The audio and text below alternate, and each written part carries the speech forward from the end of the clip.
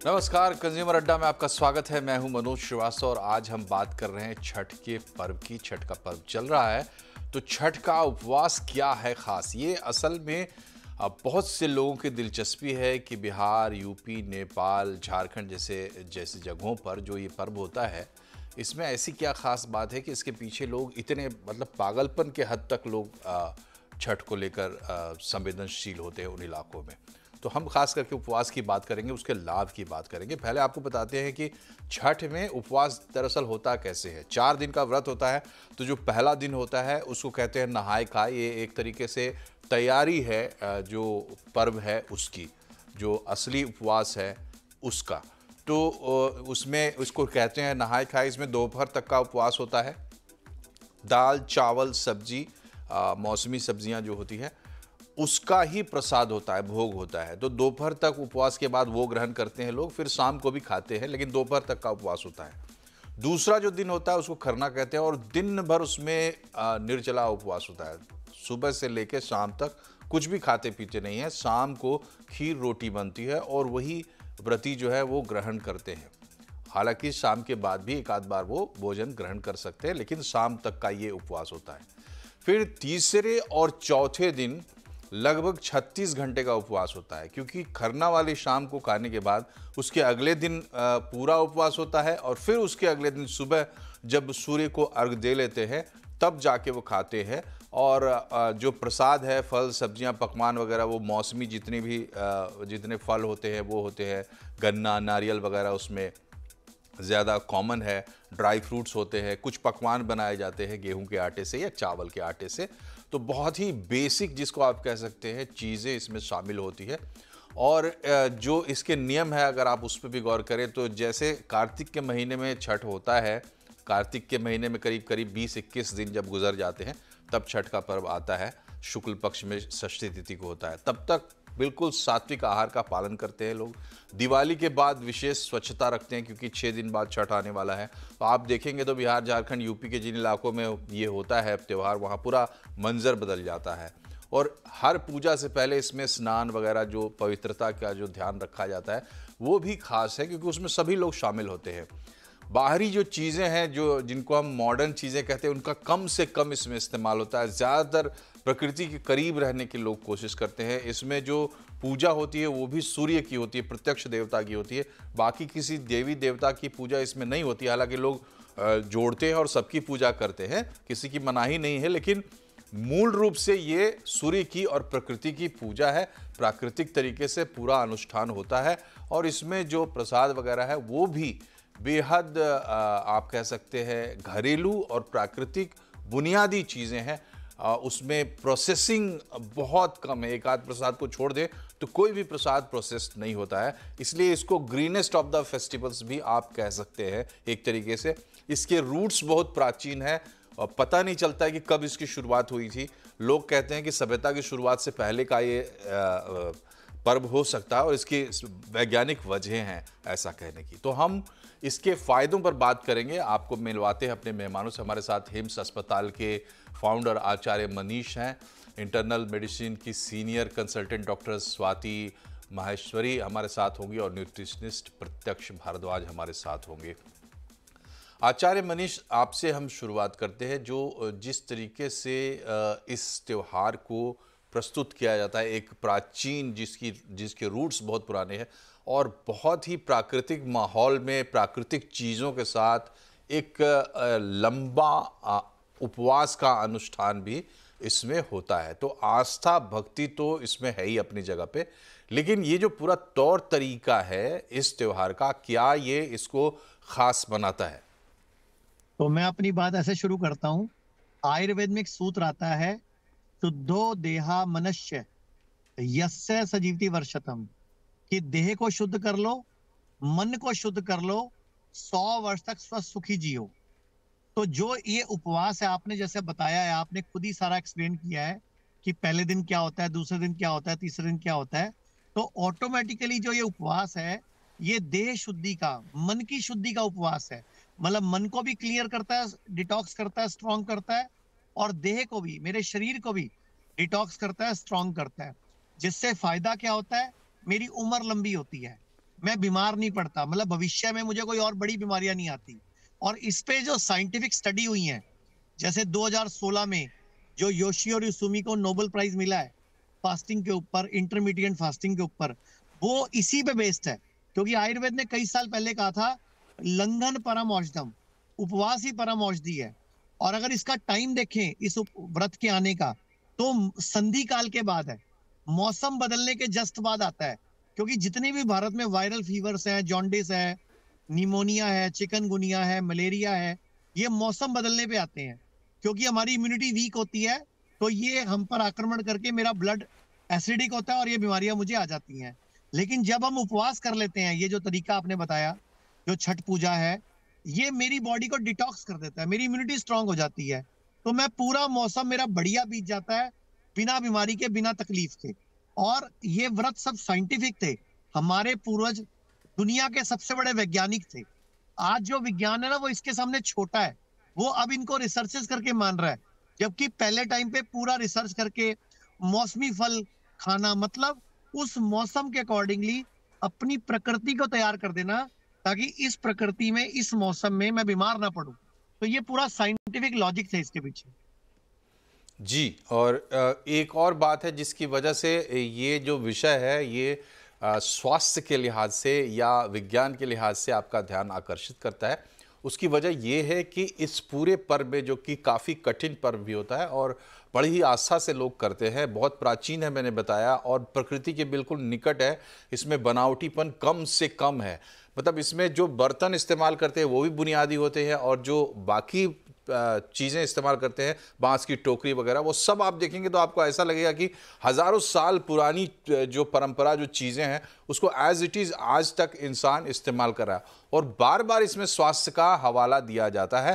पहले जो एक बहुत ही कठिन जो रोग माना जाता था, कुष्ठ रोग, कोढ़ जिसको कहते थे, उसकी बहुत अपील इसमें होती है। प्रजनन की, जिनको बच्चे नहीं होते हैं, उनकी बड़ी अपील इसमें होती है, और निरोगी स्वस्थ रहने की इसमें बड़ी अपील होती है। तो इस वजह से ये कहीं ना कहीं बहुत पहले से स्वास्थ्य से जोड़कर इसको देखा जाता रहा है। इसके आ, अलावा जितने भारत के बाकी व्रत भी है ना सर, जी अगर जी आप हिसाब लगाओगे, सब साइंटिफिक हैं। वेस्टर्न जी वर्ल्ड को अब समझ आ रहा है, जी जी आयुर्वेद बिल्कुल। में सब वर्णन जो है इनका सब। प्राचीन, जो परंपरा से जो चीज़ें, जो ऑब्जर्वेशन साइंस हमारा है, उस पर आधारित है ये तमाम चीज़ें, इसमें कोई दो राय नहीं है। तो उसका एक आप कह सकते हैं कि बहुत ही एक एक अनूठा प्रतीक है, अगर हम इससे उन तमाम चीज़ों को समझना चाहें तो।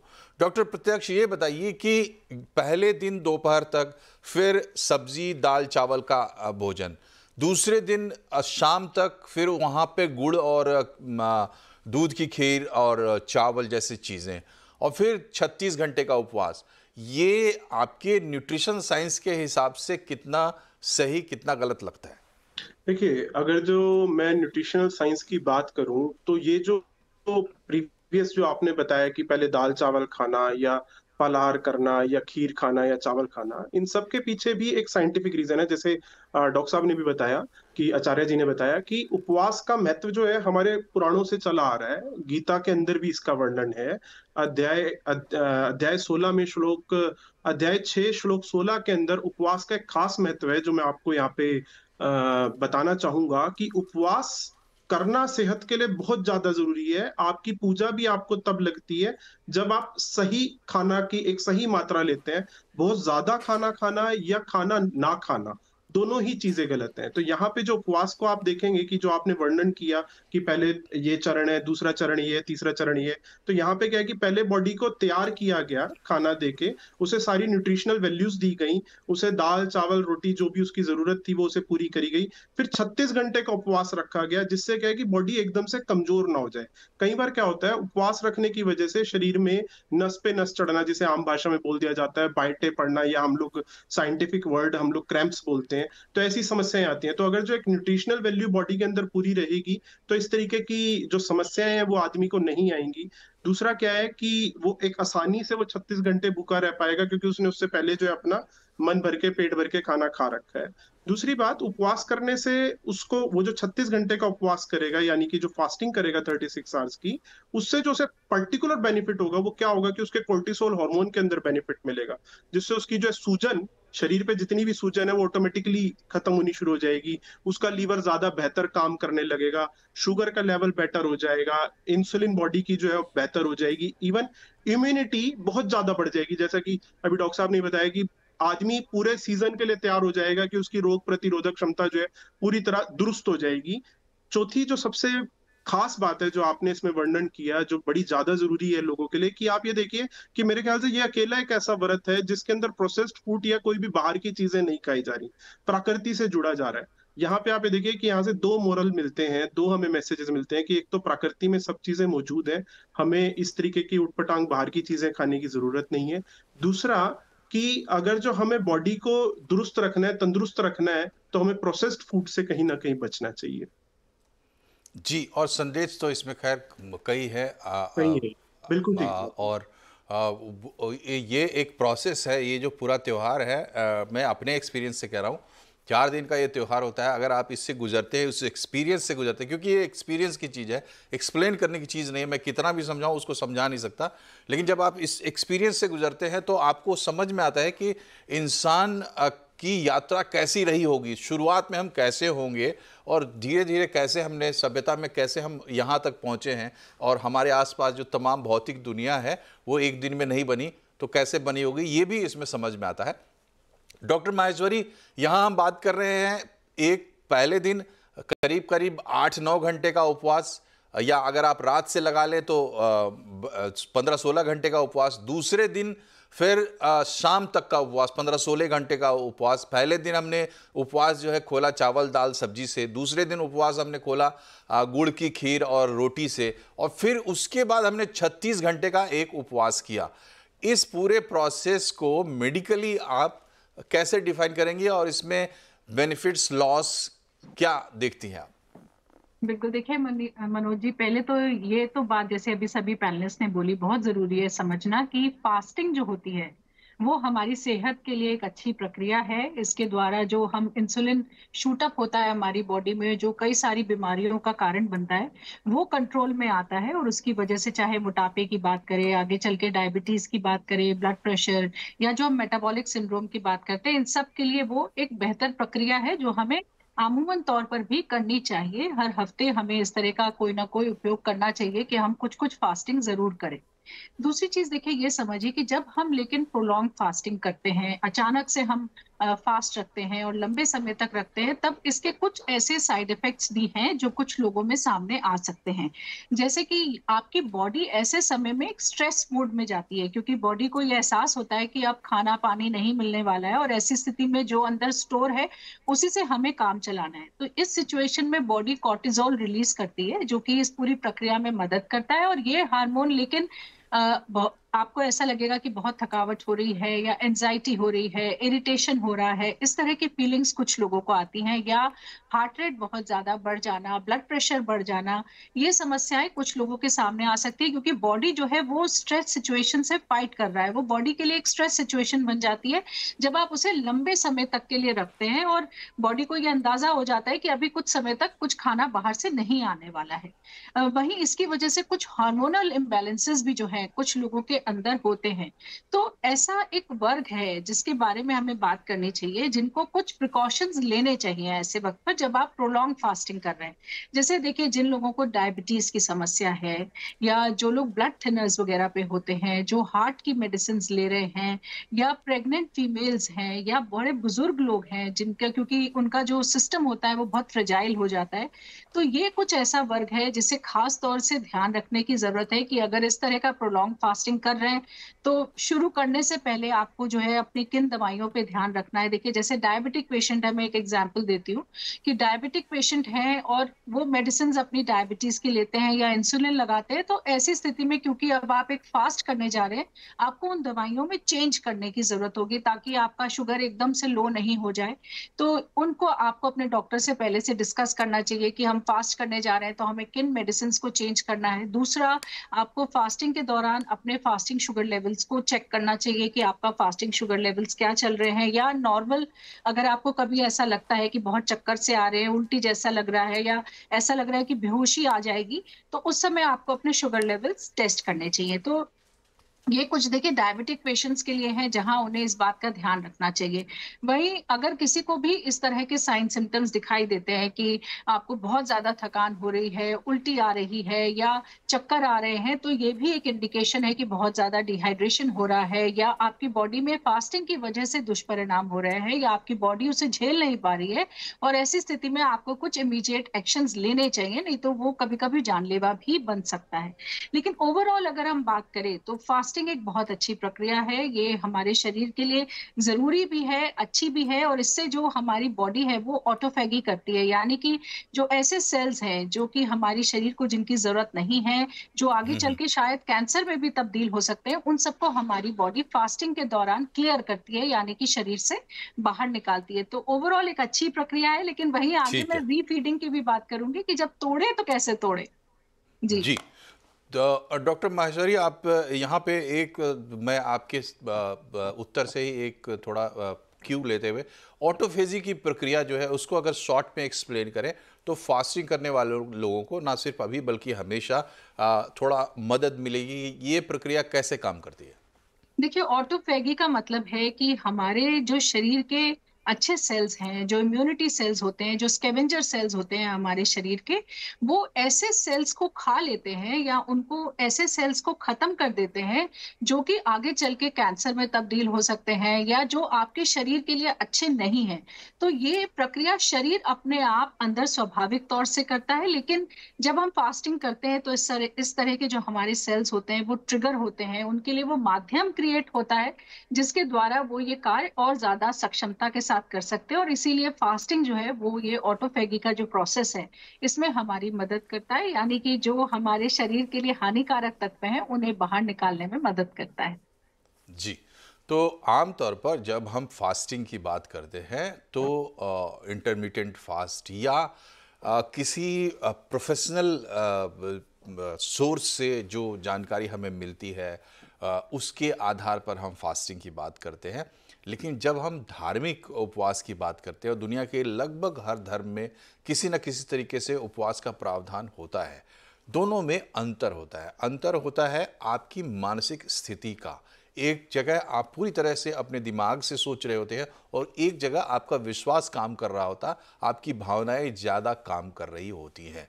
दोनों में क्या अंतर होता है ये हम समझने की कोशिश करेंगे एक छोटे से ब्रेक के बाद। बने रहिए हमारे साथ।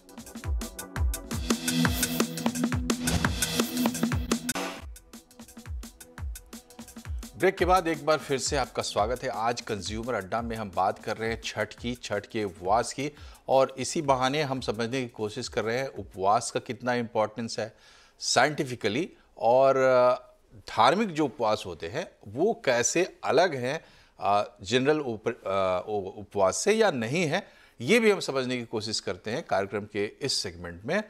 तो आचार्य जी हमें ये बताइए कि जैसे जो चीज़ें हम जानते हैं वो तो विज्ञान है, लेकिन जहाँ हमारे जानने की सीमा ख़त्म हो जाती है और उसके बाद रहस्य शुरू हो जाते हैं, तो उस सीमा में जाकर हम आध्यात्म के भरोसे हो जाते हैं। धर्म या धार्मिक आयोजन में कहीं ना कहीं इंसान वहाँ पर जाके खुद को समर्पित कर देता है, उसको एक्नॉलेज करता है कि ये जो रहस्य है या जो हमारी कम जानकारी है, तो एक तरीके से वहाँ हम अपने आप को स्थिर करते हैं। कहने का तात्पर्य ये है कि जब हम कोई धार्मिक उपवास करते हैं तो हमारे मन की एक विशेष स्थिति होती है।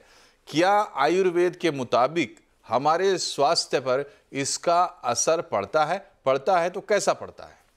देखो, आयुर्वेद पूरा का पूरा एक श्लोक में डिस्क्राइब होता है, सारी बीमारियों की जड़ बताया है। सर्वेषाणाम रोगाणाम निदानम कुपितामला।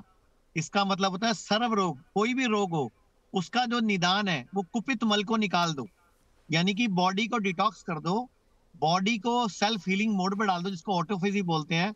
अभी डॉक्टर मैडम ने समझाया भी ऑटोफेजी क्या होता है। तो बॉडी स्वयं अपने रोग को स्वयं खत्म करती है।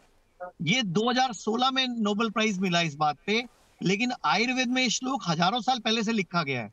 और जितने भी फास्ट है भारत में, एकादशी, द्वादशी, अमावस, नवरात्रे, छठ पूजा, बिहार में गुड़ी पड़वा, महाराष्ट्र में जो कोई और पर्व है, सारे पर्वों के पीछे जो हमारा जो विशेष प्रयोजन था, जो विशेष वजह है, वो बॉडी को डिटॉक्स करना है। जैसे गुजरात में एक उपवास आता है गुड़ी पड़वा, उससे पहले लोग नीम के पत्ते और नीम की कोपले चबाते हैं, क्योंकि वो ब्लड को प्यूरिफाई करती है।